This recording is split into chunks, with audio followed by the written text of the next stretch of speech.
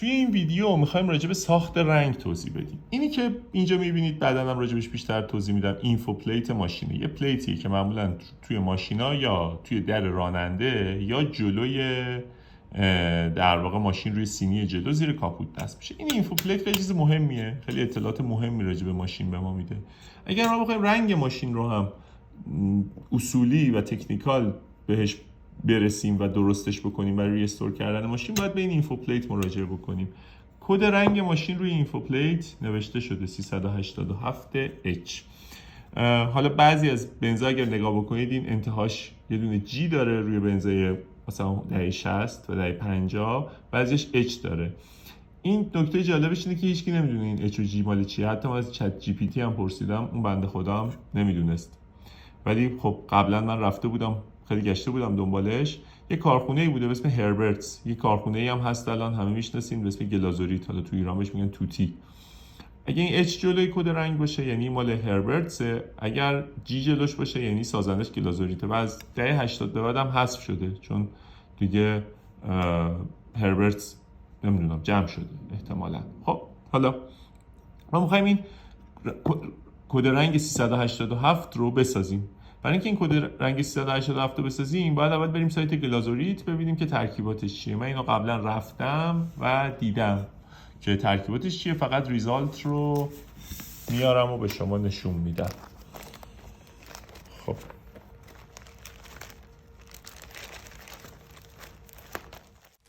خب اینو من از سایت گلازوریت گرفتم برای اینکه 3 کیلو در واقع رنگ تهیه بکنیم از کد 387 که توی سالهای 1962 تا 1975 استفاده شده. اسمش هم هست بلو مت، حالا این احتمالاً آلمانیه یا همچین بلو مت اسم رنگ است.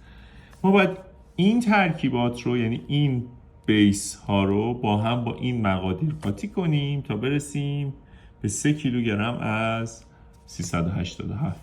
بریم اینو رنگ رو درست کنیم.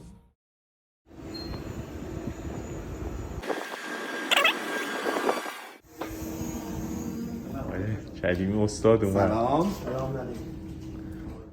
الان در هاوس آف کارز هستید، شرکت گلازوریت و پای دستگاه گلازوریت. حاج آقا هم که یه رنگساز حرفه‌ای 20 سال کارمند شرکت گلازوریت هستش که داریم رنگ ماشین شما رو ترکیب میکنیم. این 55 چیه حاج آقا؟ این بنفشی 423 گلازوریته که به فرمول شما آمده ما داریم اضافه می‌کنیم. ما توی گلازوریت 2 تا خط رنگ داریم. یه خط رنگ واتر بیس پای آب داریم که با شناسه 90 مشخص هست. یه دونه خط رنگ داریم که حلالش تینر هست که با خط 55 معرفی شده. معمولا تو کشورهای اروپایی به خاطر محیط زیست باید VOC استفاده کنن و از لاین 90 واتر بیس استفاده کنن. ولی تو ایران این مشکل رو فعلا نداریم، محیط زیستمون ایراد نمیگیره به خاطر پاششایی که تو فضای هوا به وجود میاد. به خاطر همین داریم رنگ حلالی تینری استفاده. اونایی که با 90 شروع میشه درسته؟ اونایی که با 55 شروع میشه اینا همه پای آبه. روی این دستگاه اصلا 90 نیست. دوستان الان در ترکیب رنگ کد 387 مرسدس هستیم. در رنگ‌های گلازوریت اول از همه تینر ریخته میشه، بعد رنگ‌هاشو. الان ما داریم 352.91 تینرشو داریم اضافه میکنیم.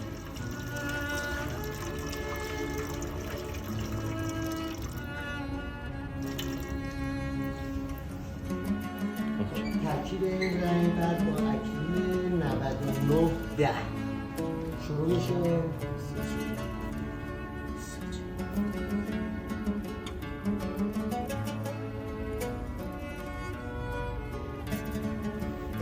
بعد اکریل 9912 بعد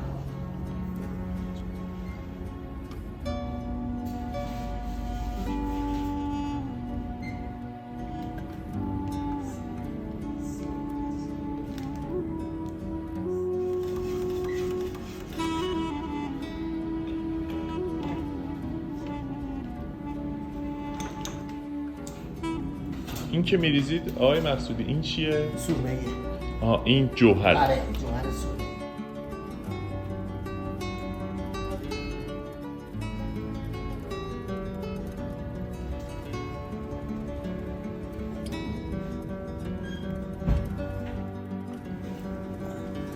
این رنگ سفید میترو 098 میخوره به خاطر اینکه بغل رو به حساب حالت بور کنه روبرو دونای طلایی بده. بعد با مشکی گلازوریت 929.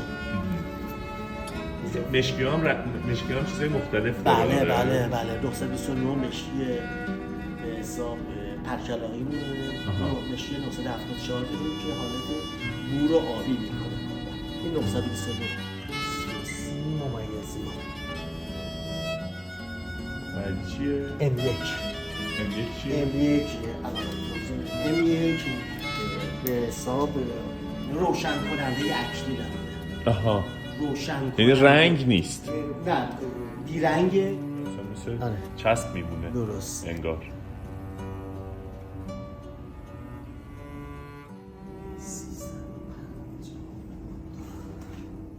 این رنگ قرمز سیاه با رنگ شما مخلوط شه یه خواب قرمزی بغل بده رنگ شما که خوشحالت بشه.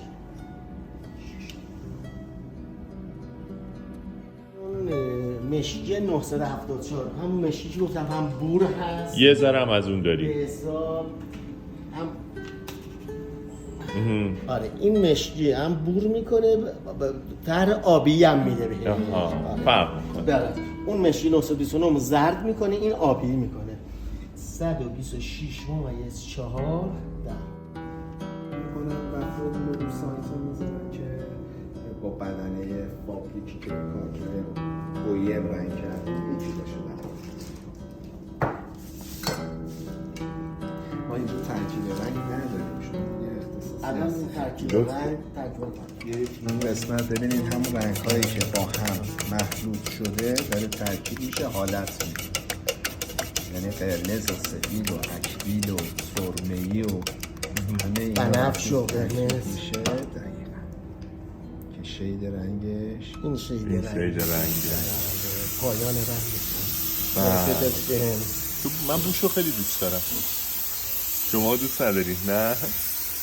ما انقدر خود بشریم بوها تو دماغمونه دیگه بریم بالا میریم.